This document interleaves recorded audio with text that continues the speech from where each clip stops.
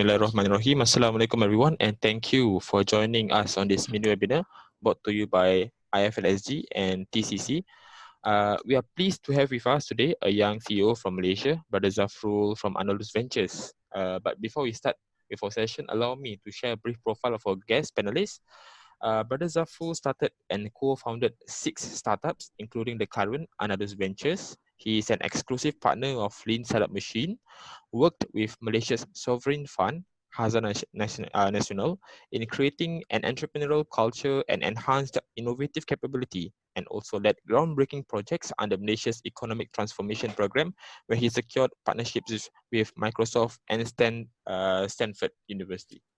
To our audience and live YouTube members, do share your questions for the panelists on the Q&A section. This event is live and the recording will be part of a bigger project under the Islamic Economy Changemakers. Now, Brother Zafrul, let me start with our first question. You have started several startups according to your profile, LinkedIn profile. What or who inspired this entrepreneurial mindset, or are you simply someone who can identify trends? Okay, Bismillahirrahmanirrahim. Thank you again for having me on this session, and I think welcome to everyone that's joined in. Yeah, so I think the first question is straightforward. I think for me, I think I've always been someone who kind of identify trends, right? Obviously, there are people, there are successful business people that I look up to and I read.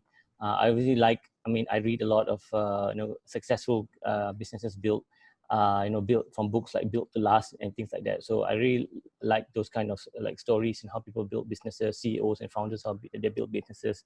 But I think generally, I think even with Andalus Ventures, is just looking at.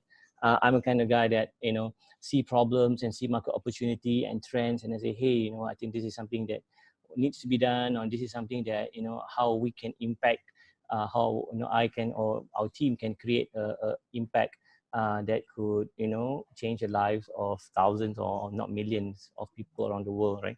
So yeah, I think that's generally how I get started lah. And I think something interesting I want to add as well is that I think my sister many years ago when she was doing an MBA, one of her papers was like trying to understand the psyche of the mindset of an entrepreneur, why they do what they do, right? What's the trigger?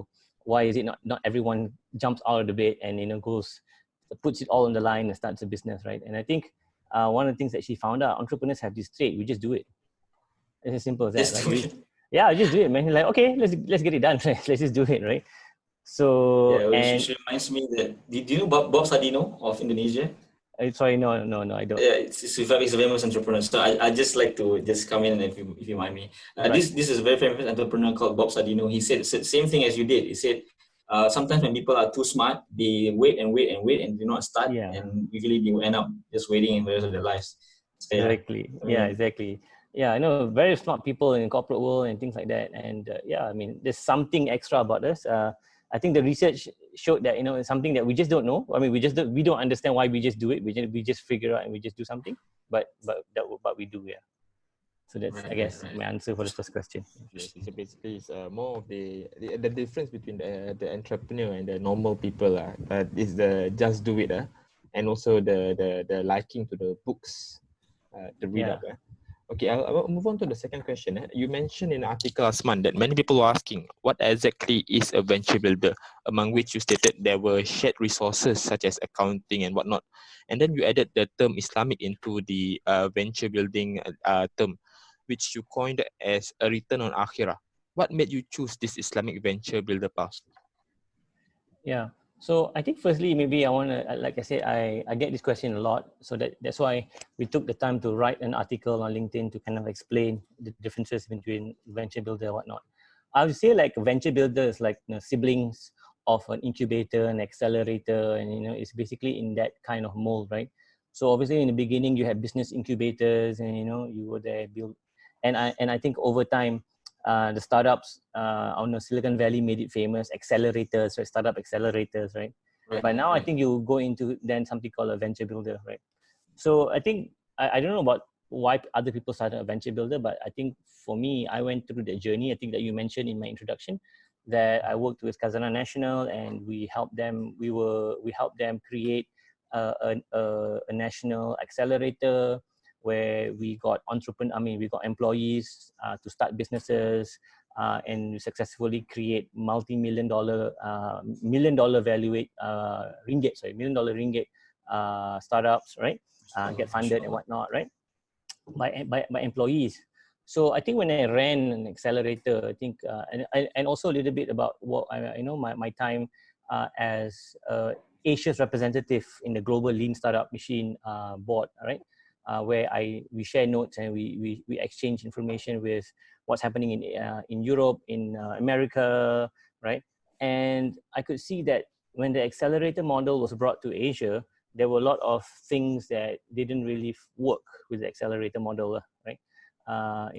There were, because US had a particular dynamic ecosystem that made accelerators work. And when you came to Asia, that ecosystem, that support system outside the accelerator was not present, right? So there's nothing wrong about the accelerator model, right? It's fine. It's just that, there were things that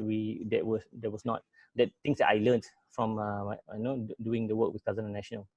And I think the venture builder model now becoming a bit more famous and a bit more popular, I think, in Europe.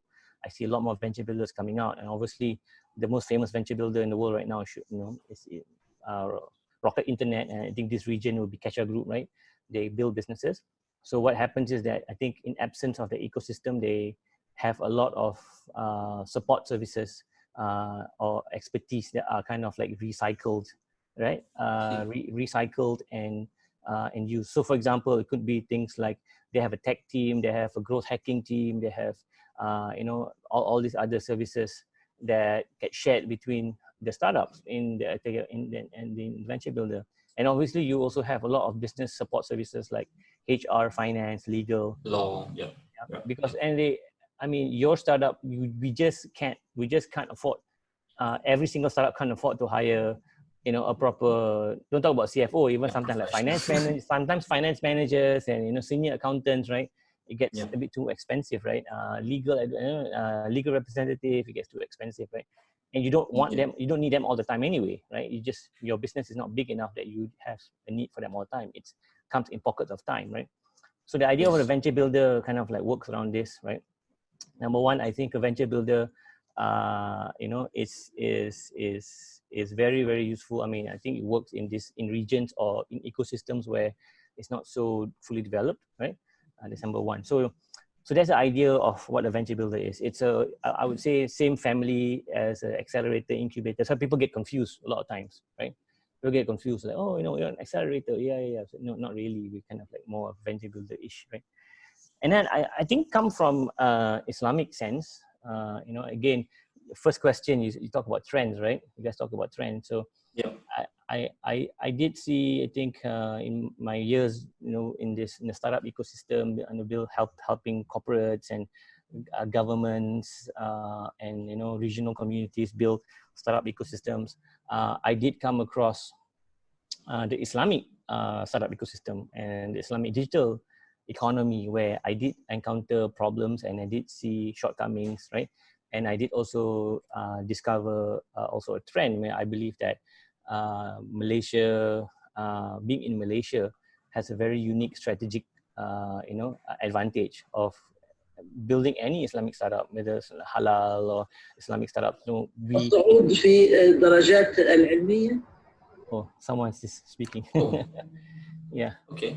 Yeah. So I would say that that's number one. I think from I would say a business sense, it had a lot of strategic value of championing the Islamic economy from Malaysia. From a personal sense, I think it's also my personal journey as a Muslim. I live it. I love where I am right now, because I think for me as well, I think as you get older, you do want to make, I would say, your work as much as an ibadah, right? And definitely. You want that, and we strive to be a better Muslim.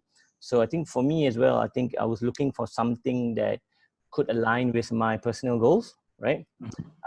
With my personal goals of trying to be a better Muslim, trying to make sure that my income and my rizq is halal, and doing things that pleases Allah.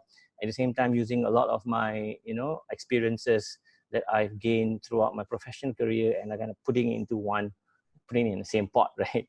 So I would say that, I think why I think Islamic venture building, right? Islamic venture builder, I think one from I think personal, obviously as a Muslim you're thinking about your akhirah, and then I think from a worldly sense as well, from an economic business strategic standpoint as well. I just realized that, wait a minute, we're kind of sitting on a gold mine and we're not mining it, right? I'm born here, and I'm in this region, I'm like, I'm sitting on the gold mine, right? So I And think, you realized it from the start. You had that thought. No. To be honest, Right. I did not. I really did not, right? It was someone from, again, I think alhamdulillah, because we got some success doing a lot of government initiative, country initiatives and corporate initiatives. And then from that success, a lot of other ministries came to approach us and say, hey, Zafrul, why aren't you doing it? I think someone kind of a little bit scolded me, like, why aren't you doing something for the Islamic economy? Why are you something for the Islamic startups, right? And that's when because from afar I thought, hey, it's going great, like, because I bring this up because I think sometimes we as Muslims need a bit of push in that sense, and that's why we are here with all these initiatives. Sometimes we ourselves fail to realize, or rather because we are human, right? We don't see what we have, and we need sometimes people from overseas or even from other religions to push us to do something. Yeah, probably you can. You can learn a lot from your case. I thought how you kind of get the epiphany and all that. But yeah, I think it's for your case, it's because people also pushed you to realize that. So good to know. Thank you. Sometimes they say, there's in a person's life there are inflection points, right? So the inflection point is either when you get a piece of information or knowledge that changes your perspective, or you meet someone tells you something that kind of like pivots or changes your trajectory, right? So there's always, when you look back, I think Steve Jobs said this in one of the talks, like, you look back, you can connect the dots, and you met this guy, right? So in startups, they call it the serendipitous moments, right? When you just bump into someone, or it could be like a meeting, and then someone introduces you to a VC, and then boom, you get your first $1 million check, and then off you go, kind of stuff, right? So sometimes it's that, right? So you meet someone. It sounds so easy. Yeah. Okay, I'm just gonna pause here for a bit, Ridwan, and everybody who's watching in YouTube and Zoom right now. So those of you who have any questions in YouTube, just go to the chat section. I'm watching every second whether there's any questions coming up. Inshallah, if there is time, Brother Zafrul is quite busy, we will address your questions. If not, we will try to send him offline. And those who are in Zoom, please raise your hands and don't worry, we will attend to your question, inshallah. Okay. Ridwan, you can continue with the questions that we have so far. Okay. So basically, I just want to summarize what you just shared. This venture builder is sort of a shared service. It's like a WeWork, but then it's more of the technical aspects of the business, where you have the accounting people, the legal team also helping you in your business. And then after that, the ibadah came, the Islamic term actually came from your sort of someone pushing you. Why not you do this for this for our Muslim community? It's very, very interesting. Let's move on to the third question. In your opinion, should Muslim entrepreneurs isolate themselves in their communities that gives them a safe space to grow or compete in the open waters in multifarious startup communities out there when it comes to serving the halal or Sharia compliant or Islamic ethical market? Okay, so just to add a little bit on that, one of the other aspects of a venture builder is actually that we don't necessarily look for ideas. Sometimes the ideas are internally generated, and we create our own ventures, own ideas, right? I think that's number one. So, and the ventures that we create, we just don't look at competing against other Muslim startups, right? We just go ahead and say, okay, look, if we're going to do a financial startup app, we're going to compete against every single financial startup app out in the world, right? So going into that question, I believe that Muslim entrepreneurs should think like that, right? Because you don't live in a bubble world, right? Unless you're coming up with the Quran app, right? So, I mean, it's only just Muslims, right?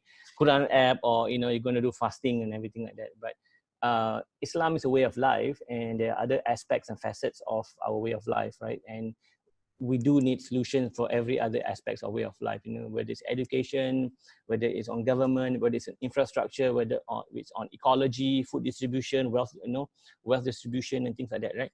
So and Muslims are going to look at other solutions or other products as alternatives. So you do need to compete. So I believe that Muslims shouldn't bubble themselves up, right? However, you should have, I think, the challenge is not in competing in the open market. The challenge is the culture, I think, for Muslim entrepreneurs, right? I would say more practicing Muslim entrepreneurs want to build startups and also stay true to their deen, yeah. And it could be simple things as going to a co-working space or going to an office where there is proper Islamic gender separation and there's proper Islamic ethics in terms of how male and female should when they do need to work together, their proper ethics and things like that, right?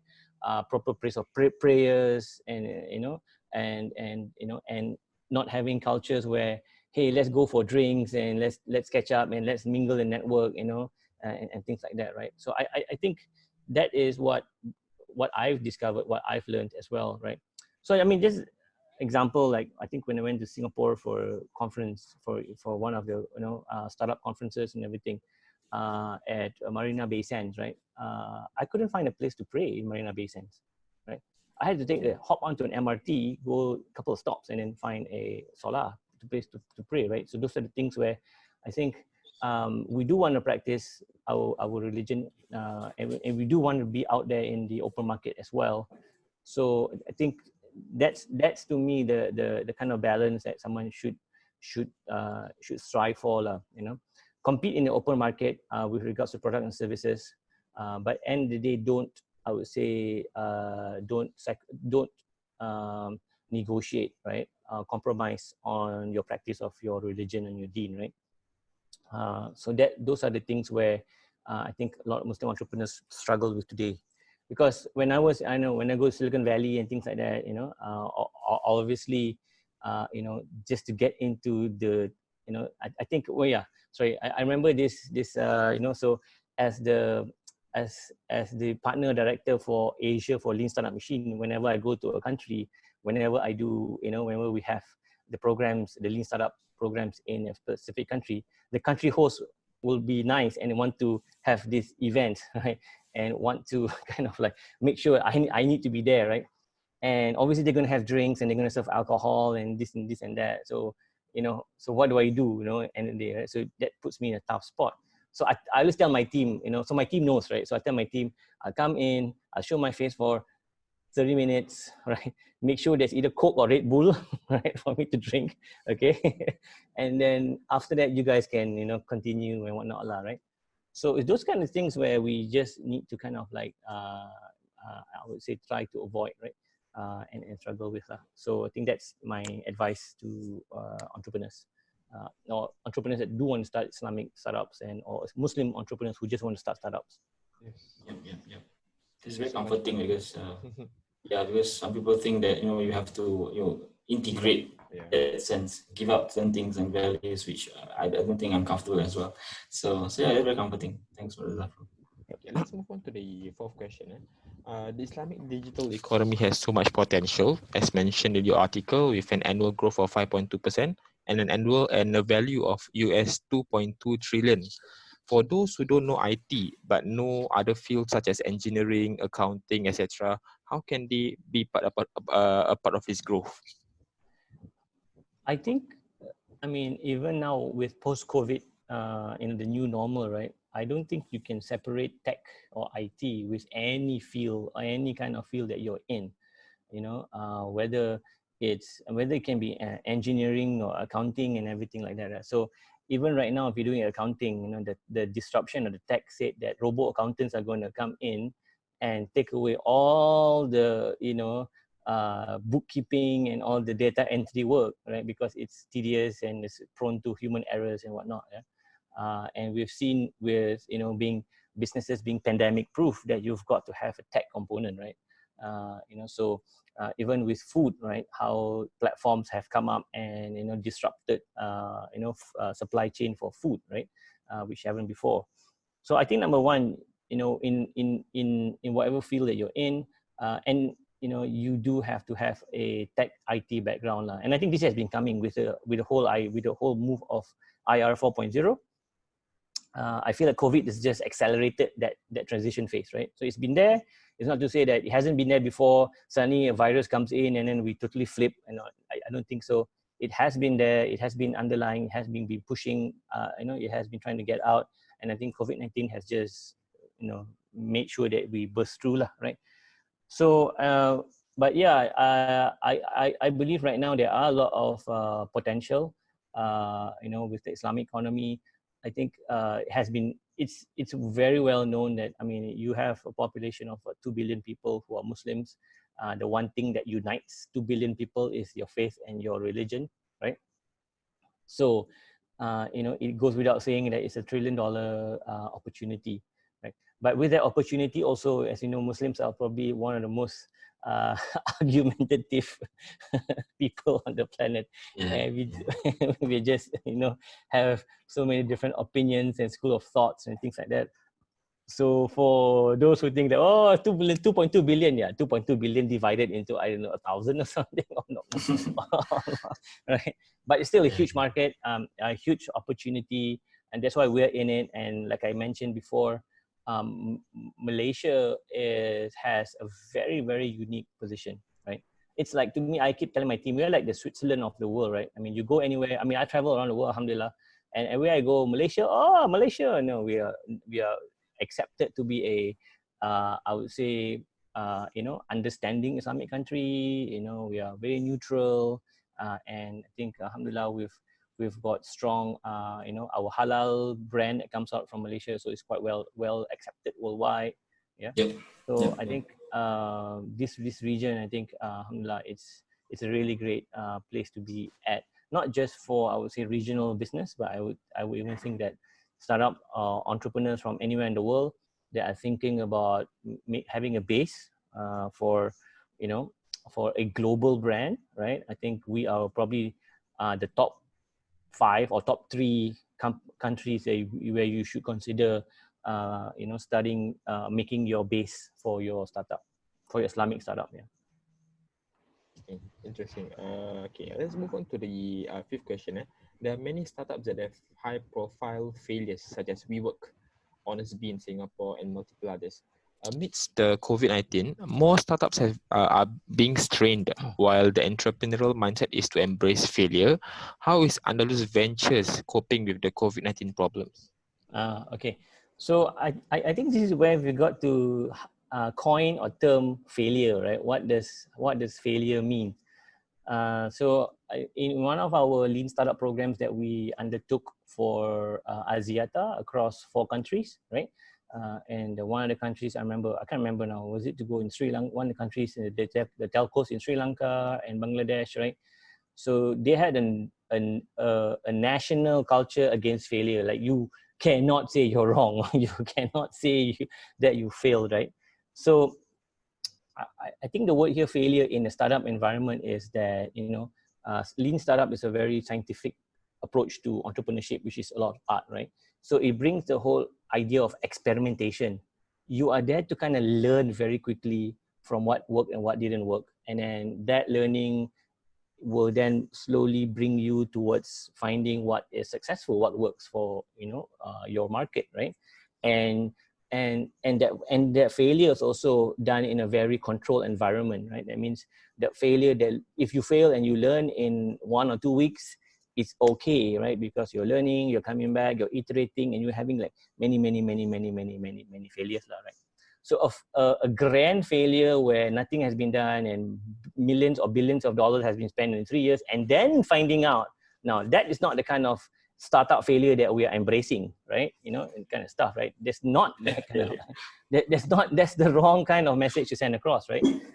It's not what startups are meant to do, and that's why why someone like Jack Ma will say, to him, failure is revenue, right? So obviously he's not going to say that, losing $1 billion or so is revenue. No, I mean, all these small continuous failures is to him revenue, because it leads you to success, right?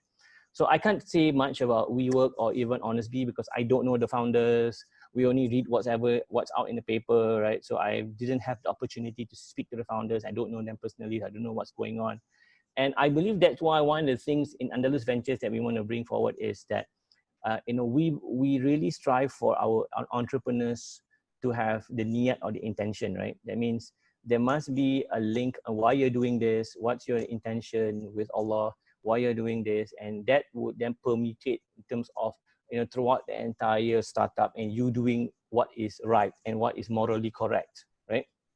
So even if you fail or you did not succeed, but we knew that as investors, right, the founder didn't do anything, morally wrong, or he didn't do anything even illegally wrong, right? It's just that they tried their best, market didn't work out, things like that, right? And I think a lot of investors would back up founders who are like that.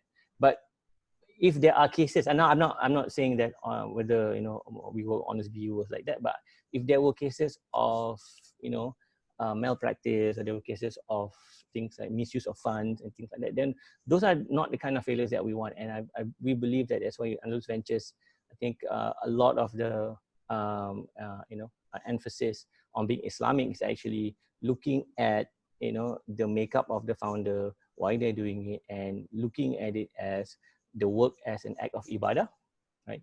And when the work is an act of ibadah, the way you behave, the actions that you take, we believe is going to be different because you have that link and that awareness to Allah all the time, right? It means that there is a third person in this room. It's just not between you and investor or you and the client. It's you investor, Allah, you investor, you client, Allah, right?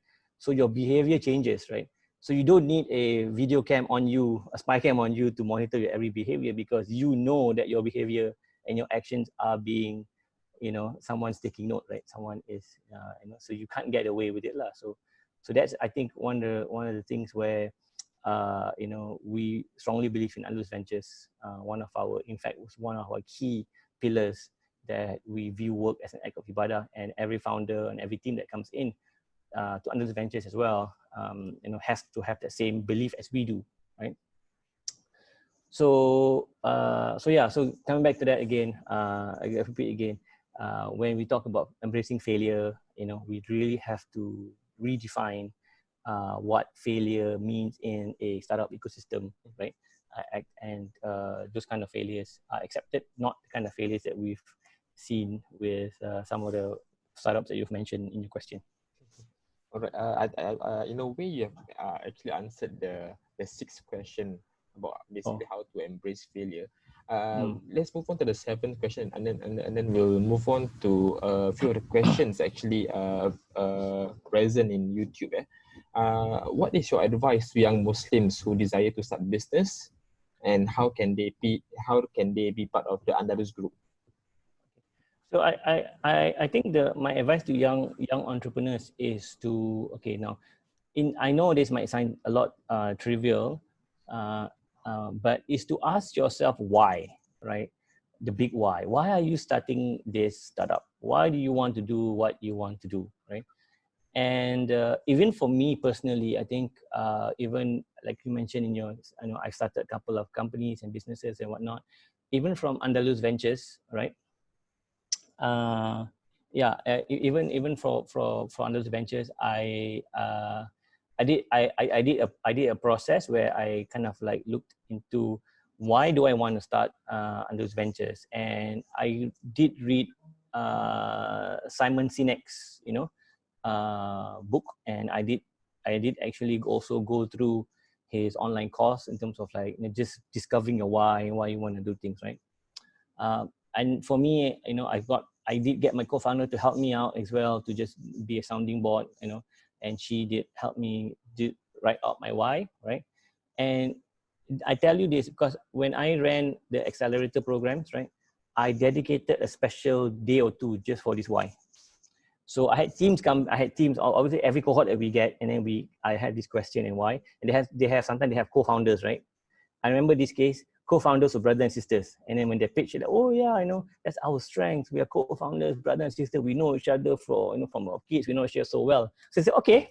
So I did the whole why test, right? I said, okay, I separated them. Why are you doing what you're doing? Guess what? Both of them had different whys. right? Both of them had different whys, and I'm like, hey guys, this is a problem, right? Why you wanted to do this and why you wanted to do it are totally, I mean, it's different. So different, but it complements, it's okay. But if it's different and it's polarizingly apart, then it's problematic, right? And sure enough, their startup didn't last. They eventually parted ways, right? So I think that's my advice to young Muslims is to find your why.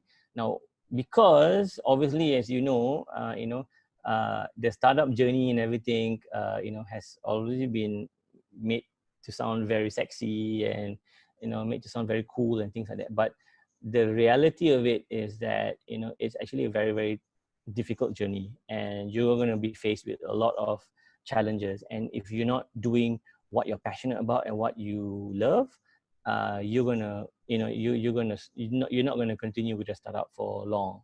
Yeah. So like for me, I think when I found my why and I'm passionate, I think, this is where exactly I want to be, right? What, my why is quite clear.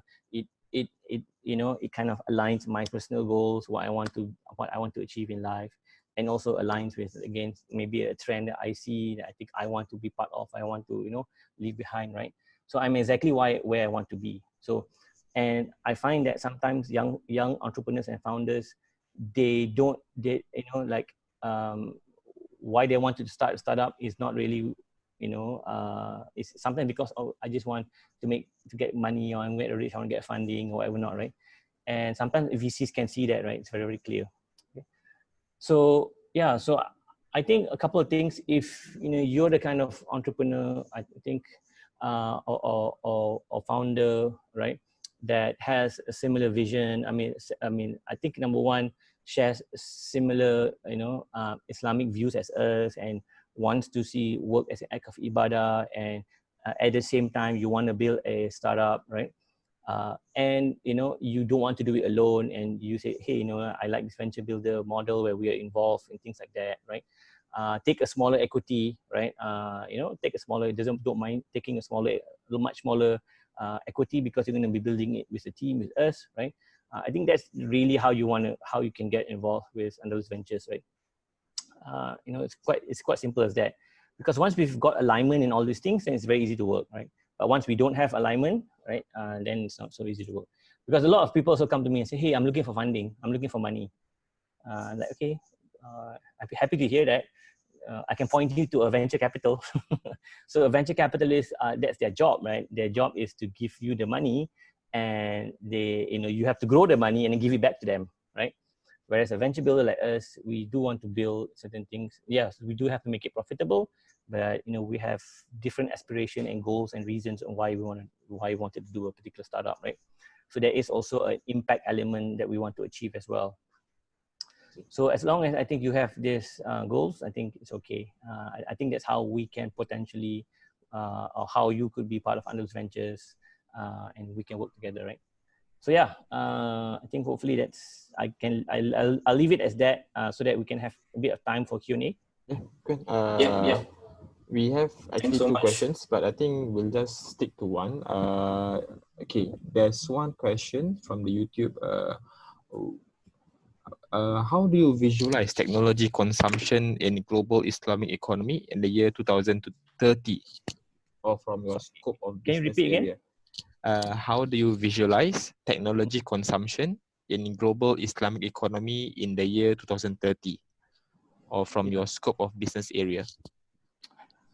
I mean, where we are seeing tech, we have already seen it. We believe it even now, right?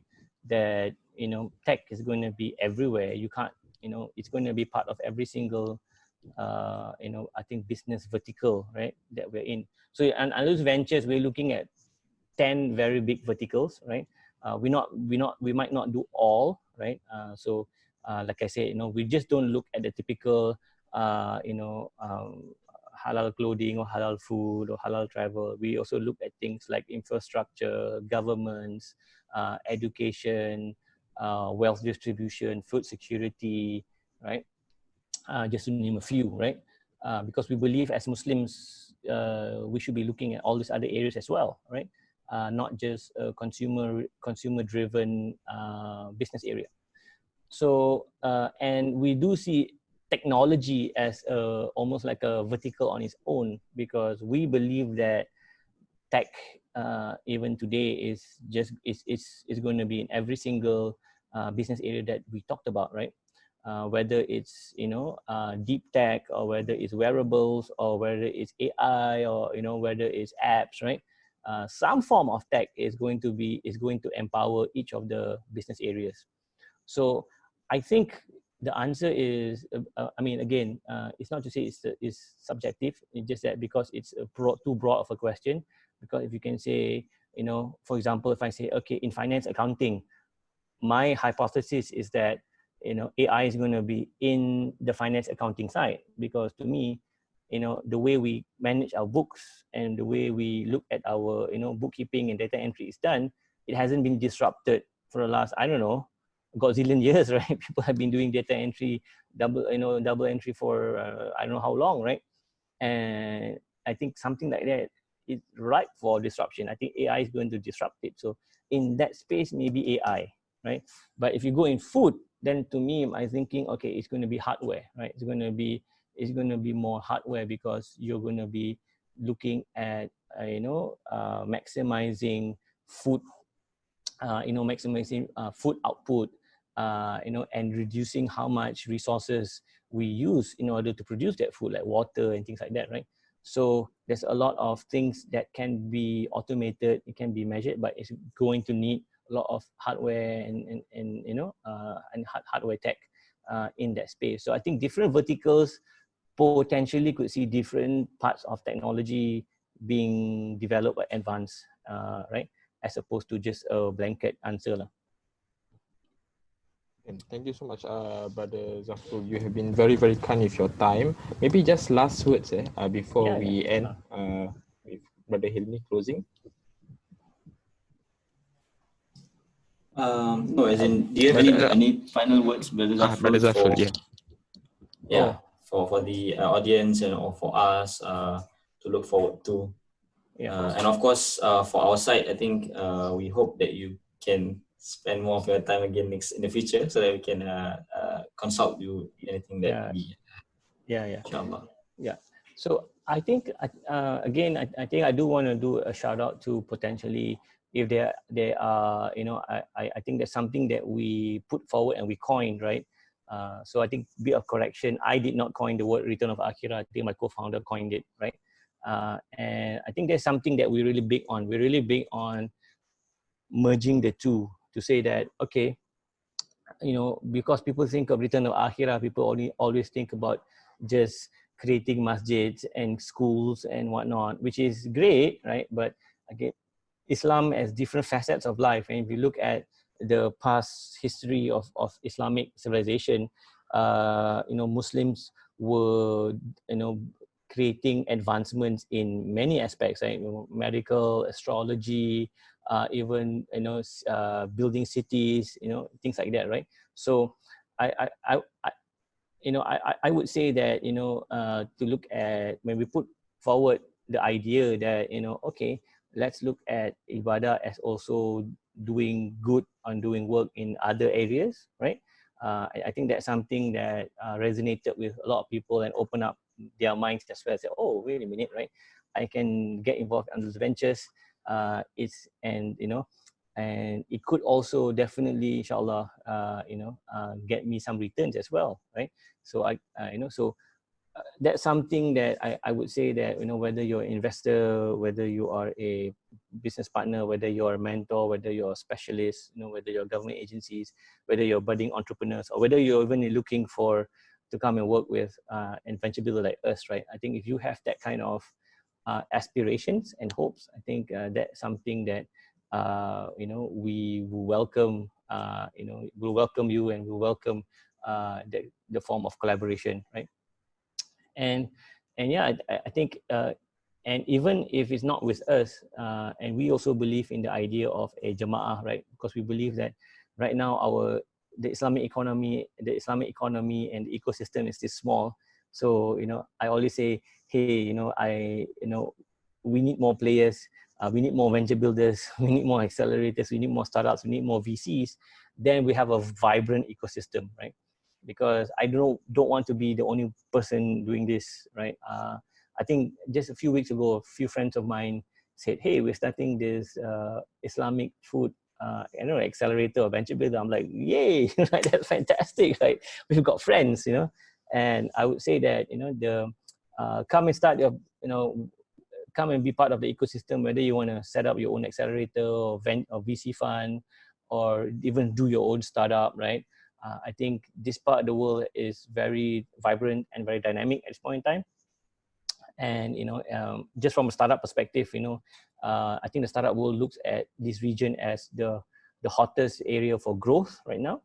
Yeah, man, come and join us, and hopefully we'll have more neighbors and more friends in the ecosystem, inshallah. And yeah, I think you guys are doing a great job as well. You know, I think you know, we need people like you guys as well to kind of push it. You know, and I'm really happy to see a lot more you know, initiatives like what you're doing as well. So alhamdulillah, I hope you guys continue to do this, and I do hope that, you know, not just to call me, because if you call me and then I know you guys are still doing it, right? So you guys are doing another event or future events. And I do hope that we see more events like what you're doing, like that you guys, right? Yeah, I'll be more than happy to come and share maybe, you know, some updates in terms of what's happening with Andalus Ventures as well. All right, thank you so much, Brother Zafrul, for your very informative session. And yeah, I'm looking forward, because we're in Singapore. We want to see what we can get, or how we can learn from the successes that Andalus Ventures have in Malaysia. You want to take a photo before we do a closing? Okay. Yeah, just the three of us. I think Ridwan, you can do it. Can okay, smile, 3, 2, 1. Okay, can done. Okay, that's narcissistic. Okay, good. All right, alhamdulillah. Thank you so much. And there was indeed a lot of takeaways that I think we could share with the audience in the near future. As we would like to record, as I mentioned, and edit those this entire video into smaller snippets and high impactful cookies for the future nuggets. And to our audience, thank you so much for joining us today. We will unfortunately remove this video once the live session ends, but do look out for the edited snippets and full videos in about 20 months or so, inshallah. In the meantime, do follow us on Facebook and YouTube at Tertiary Career Conference, and tertiary.cc for Instagram and website. For Islamic Finance SG, search Islamic Finance Singapore at Instagram, Facebook, and Instagram. Wait, I just said it 2 times. Okay. Okay, that's all we have for today. Thank you so much. And inshallah, see you again next episode. We will share again in where we will explore more industries in the Islamic economy or venture building. Yeah.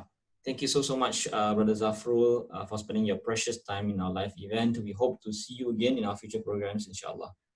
Thank you and goodbye. Bye. Assalamualaikum. Assalamualaikum.